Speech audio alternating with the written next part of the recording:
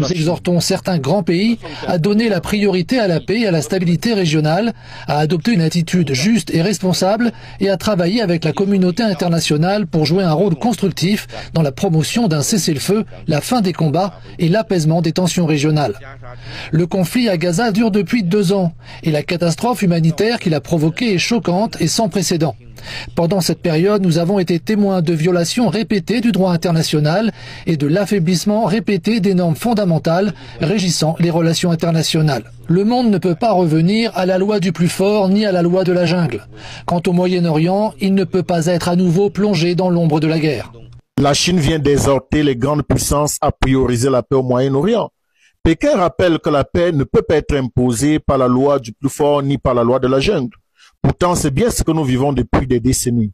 En Afrique, par exemple, ce sont toujours des grandes puissances qui dictent leurs décisions, rarement les peuples eux-mêmes.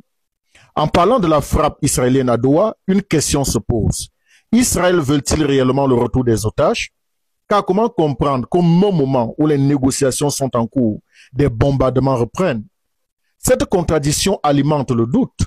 Soit les frappes servent à mettre une pression militaire pour arracher des concessions, soit elles poursuivent un autre objectif stratégique qui dépasse la libération des otages. Dans tous les cas, cela illustre parfaitement ce que disait la Chine. Tant qu'on reste dans une logique de domination et de force, la paix restera un discours fragile, jamais une réalité.